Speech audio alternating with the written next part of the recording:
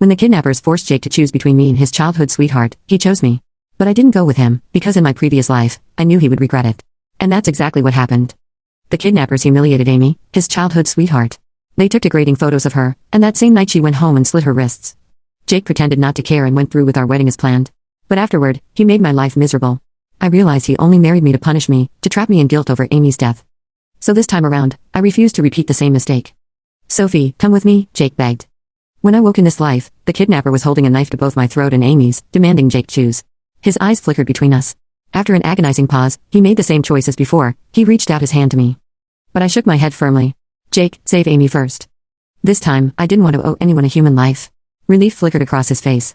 Sophie, you're my fiancée. I should save you first. But since you insist, don't blame me. He grabbed Amy and fled as quickly as possible, terrified I might change my mind. But unlike him, I wasn't someone who made choices only to regret them later. In my previous life, when the ransom money was raised at the last moment, Jake was forced to choose me.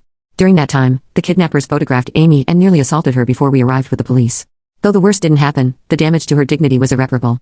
Amy returned home broken and ended her own life that very night. Jake showed no grief. He calmly arranged her funeral, gave her family a large sum of money, and refused even to postpone our wedding. Sophie, marrying you was already planned. We can't let outsiders affect that. But Amy was no outsider to him. He mourned her for 7 years, even as he tormented me daily. This time, I would not let myself be trapped again. As I was left behind with the kidnappers, I started planning my escape. I remembered that in my past life, when they tried to hide near an auto repair shop, the tough mechanics there had fought back viciously. Even the kidnappers hadn't expected that resistance and were forced to retreat. Now, once again, they stopped near the same shop. When the driver wasn't paying attention, I bit open the inside door handle, shoved it down, and bolted. My only chance was to reach that repair shop. The place was already chaotic. Men were shouting, tools clanged, and I immediately spotted the young owner, sharp features, steady eyes, and a calm integrity that radiated strength. I sprinted toward him, but in my panic, I collided with him and we both fell to the floor. I'm sorry, I stammered, pale with fear. Please, save me. His brows furrowed, but in the next instant he pulled me into his arms and rolled us aside. A chair crashed down exactly where we had been lying. If not for him, I'd have been seriously hurt. The kidnappers noticed I'd escaped, and the standoff inside the shop escalated. Trembling, I whispered, I'll do anything if you save me.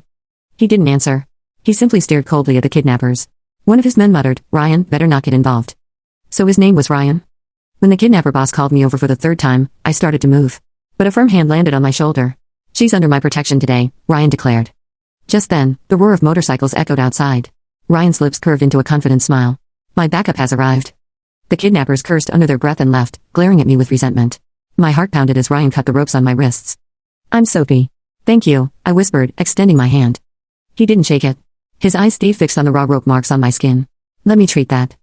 I shook my head. It's nothing. Didn't you just say you'd do anything if I asked? He countered calmly. Without waiting for my reply, he sat me down and pulled out a first aid kit. This might hurt a little, he warned. I bit my lip as he carefully bandaged me. No one had ever cared for me like this before. A strange warmth spread through my chest. Where do you live? I'll take you home, Ryan said afterward. But I didn't want to go home. My parents were always too busy to care about me, and Jake. I suspected he had been reborn too, only this time eager to live happily with Amy. In this life, I wanted no part of him. So I looked up at Ryan and pleaded, could I stay with you for a few days? He leaned closer, his gaze intense. Careful, young lady. If you keep asking me that way, I might take you seriously. His fresh scent made my throat tighten. I swallowed nervously, about to reply, when a familiar voice cut through the air behind us. What are you two doing? The familiar voice slid down my spine like ice water. I turned, heartbeat snagging on my ribs. Jake stood at the edge of the bay under the buzzing lights, a crisp shirt rolled at the sleeves, hair windswept as if he had run all the way here. The mechanics went still one by one, as if someone had pressed pause on the scene. Ryan straightened beside me, his hand leaving my shoulder with slow reluctance. Jake took in the ropes on the floor, the scattered tools, the bruised marks around my wrists, and then Ryan, who did not look away. His gaze cut back to me. He did not say my name. He did not ask if I was hurt. He asked the only question a man asks when he believes he owns the answer. Why are you with him? My throat worked. The previous life lay between us like broken glass, and every word I could say would slice open old wounds. I was not going to bleed for him again. He saved me, I said. Your choice made that necessary. The tendons in Jake's jaw flexed. He took 2 steps toward me, then stopped when Ryan shifted. The room rustled. Wrenches clicked against metal. A compressor thumped twice and settled. Thank you, Jake said to Ryan, voice smooth the way a blade is smooth. I will take her now. Ryan did not move. He had not moved when a chair crashed down on us. He had not moved when a ring of men with bad tempers and worse intentions glared at him. He did not move now. She is not a parcel to be picked up, he said. She is under my protection while she is on my floor. And as far as I can tell, she does not want to leave with you. Jake laughed once, a short sound that said he did not find any of this funny. He looked at me again. Sophie. We have a car outside. The police are on their way. This place has done enough damage. The police. In my previous life, he had walked into a station the next morning and signed an affidavit that described every risk he had taken, every sacrifice he had made, every detail that made him look like a hero. No line in that statement had room for shame. I stepped closer to Ryan anyway. I will give my statement here, I said. Then I will decide where I go. For a moment, something like disbelief cracked across Jake's face. He turned it into anger so fast it looked like sleight of hand. You would trust a stranger over me? Stranger is a word for someone who has never held a knife to your future, I said. Right now he is the closest thing I have to safe. Ryan did not look at me, but his stance thickened like a shield. Jake took in that shift and unrolled his cuffs as if he were preparing for a fight. It would have been almost comical if not for the way my stomach climbed into my throat. A siren yelped outside. Headlights smeared pale across the windows. 2 officers entered with deliberate calm and professional suspicion. A woman with a clipboard followed. Statements were taken. Names recorded. The kidnappers were gone, but security cameras in the alley had caught part of the standoff, and Ryan's crew spoke with the loyalty of men who did not like bullies near their work. When it was my turn, I told the truth. Not the reincarnation, because there is no line on any form for that kind of confession. Just the details that mattered. The knife. The choice. The escape. The chair that should have ended me and the man who moved me before it fell. My voice stayed steady until I described Amy. Then it wavered like heat over asphalt. The woman with the clipboard softened. The officers exchanged a look that might have been pity. Jake closed his eyes. When he opened them, they were dry. We will put a patrol car on your street tonight, one officer said. Do you have a place to stay? Home, Jake answered before I could. With me. I'm not going home with you, I said. Silence swallowed the shop again. Ryan's thumbs tapped against the edge of the first aid box, a slow patient beat. The officer looked from me to Jake to Ryan and back again.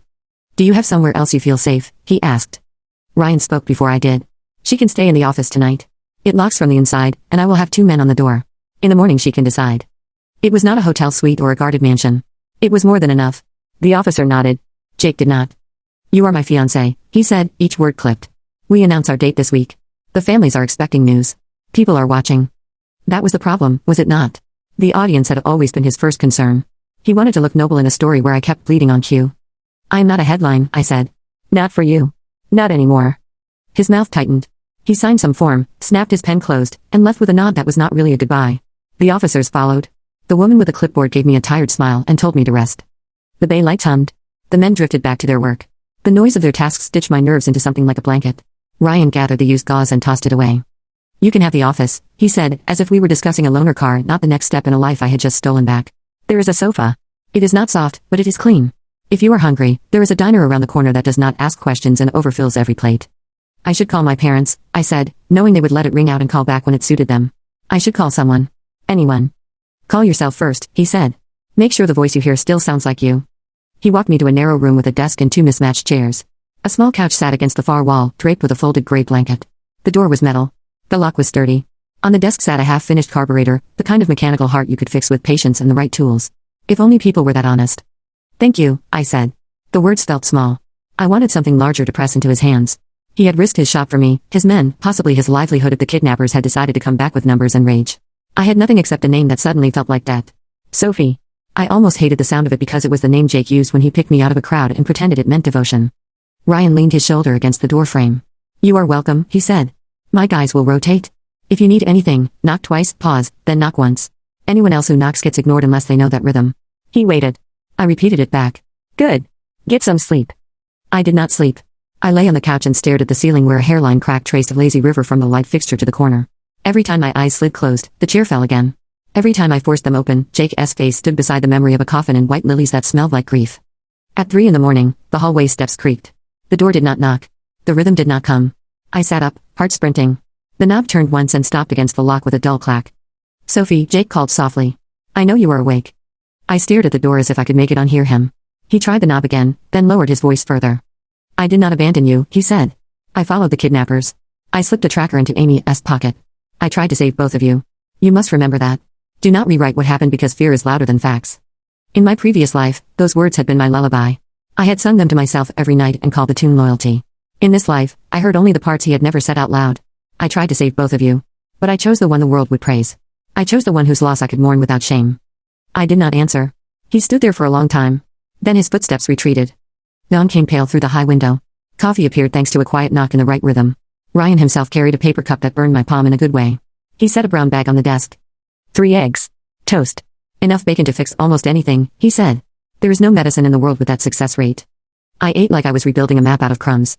When I finished, he unscrewed the cap from a bottle of water and handed it over. The simple care of that gesture made my eyes sting. I turned away and drank until my throat remembered it belonged to me.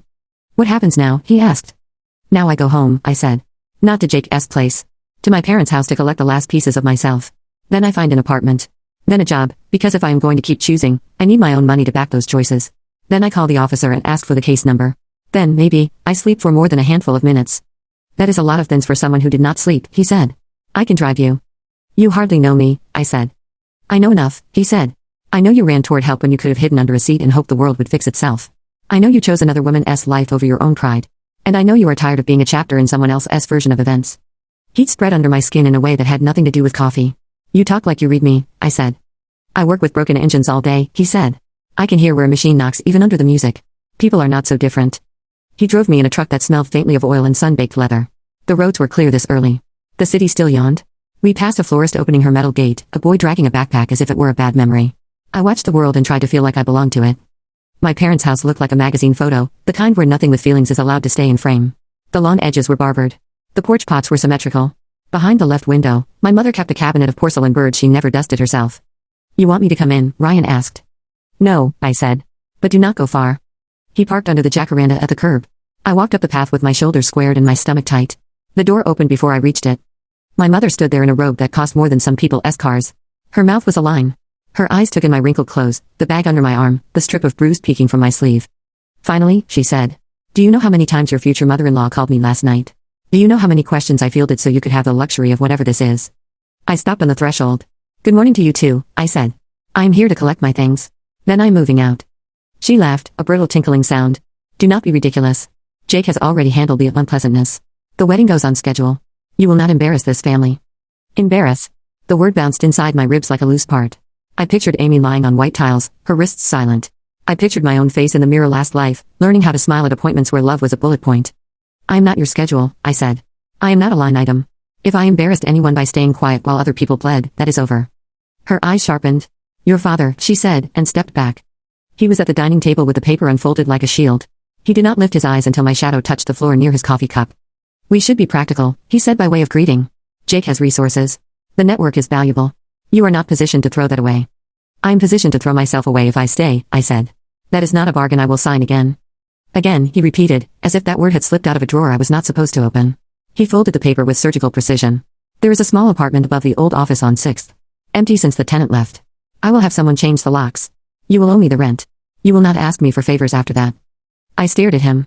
In a previous life, he had said something similar, but the apartment had been a leash tied to an account he controlled. I looked for the loop in the rope now. My mother hissed. You will reward her tantrum. He set the paper down. I will reward her decision to be a person, he said, and for a long second he looked like the man who had taught me to ride a bike on a narrow street and cheered even when I tipped over. It passed. He picked up his cup.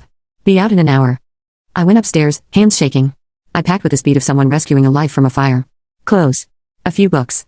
The old sketch I kept folded in a shoebox because no one had ever praised it but me. The photograph of Amy and me from a school charity fair, 2 girls holding paper cups and making faces at the camera. I slid it into my bag like a promise. On my way down, voices rose and fell behind the kitchen door. My name. Jake's name. The word optics. I kept walking. Outside, the jacaranda had dusted the curb with purple. Ryan leaned against the truck and straightened when he saw the bag in my hand. Good, he said simply, as if any other outcome would have been unacceptable. He took the bag without asking and set it behind the seat. Then he opened the passenger door like I was a lady in a story where the men wore clean boots and meant what they said. At the corner light, my phone rang.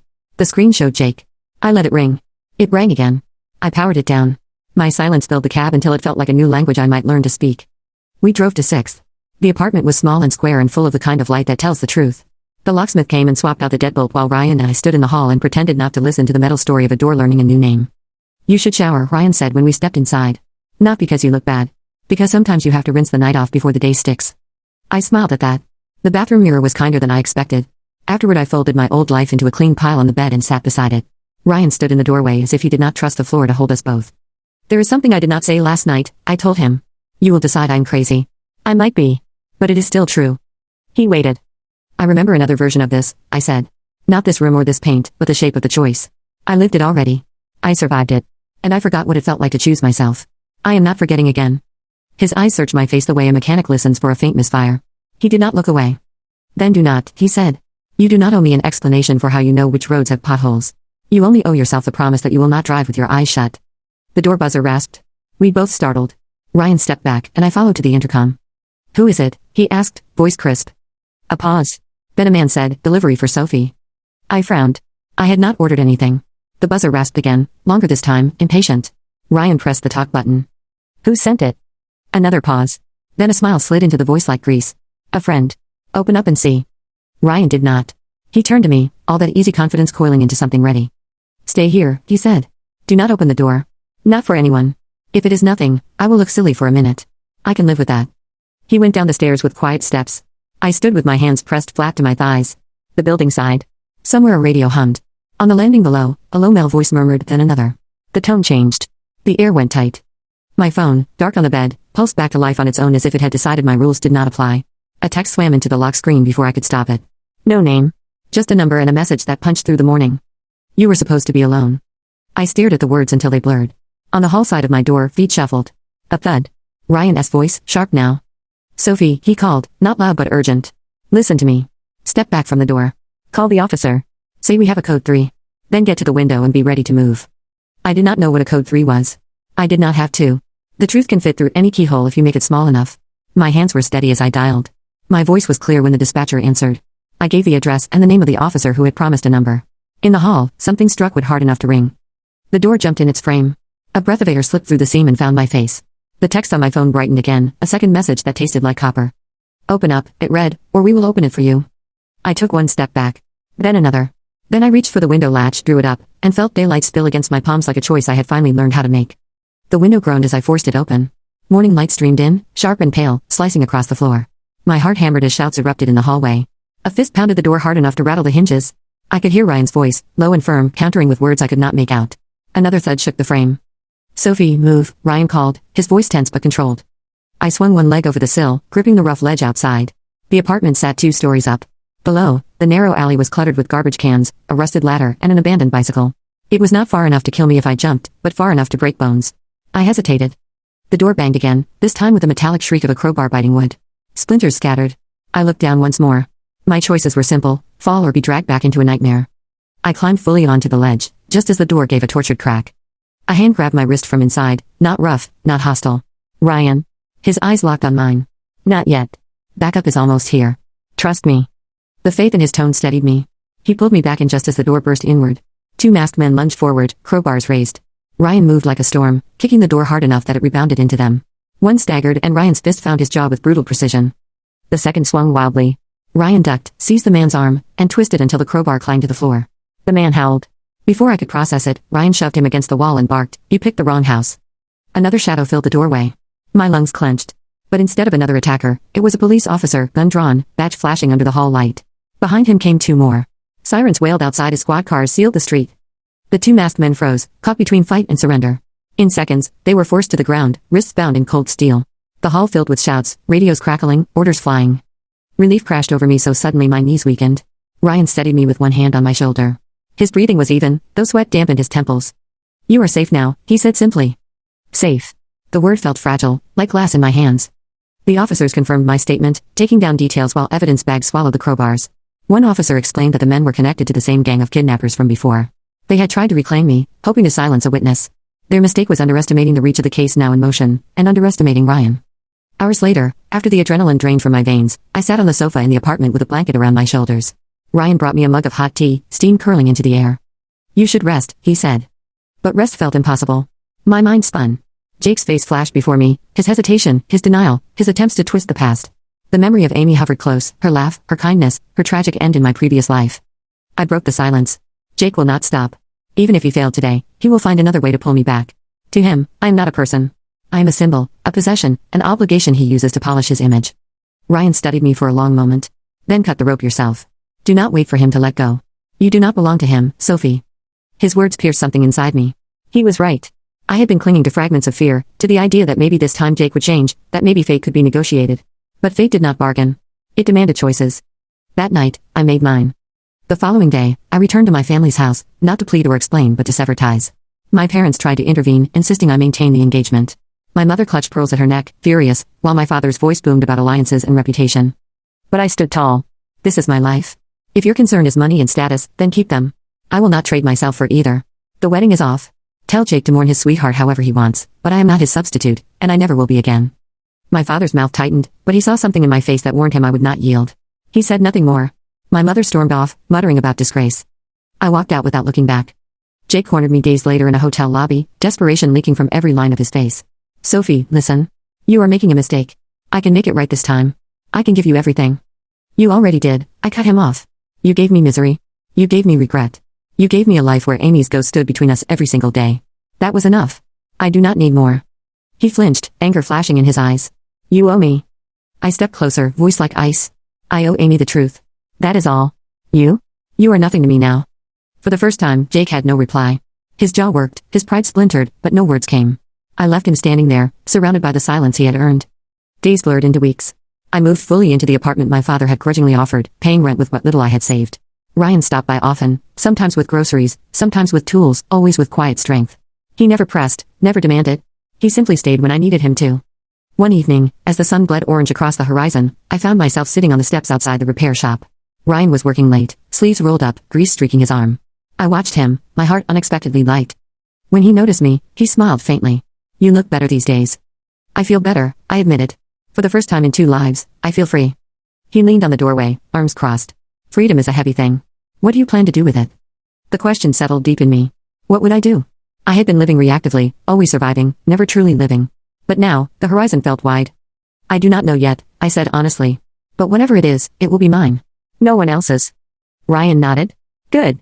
Because if you keep walking like that, Sophie, someone like me might just decide to walk with you. Heat spread across my cheeks. I laughed softly, a sound I had not heard from myself in far too long. And what if I do not mind? For a moment, his gaze held mine, steady and unflinching. Then he returned to his work, leaving the answer unspoken but heavy with possibility. The next morning, I woke to sunlight spilling through clean windows. No chains, no expectations, no haunting shadows dictating who I should be. Just the sound of life outside, the bark of a dog, the buzz of a passing car, the hum of a world that had finally opened to me. I had chosen differently. I had broken the cycle. And though scars still traced my past, I knew one truth with absolute certainty. This life was mine. And I would never let anyone steal it again.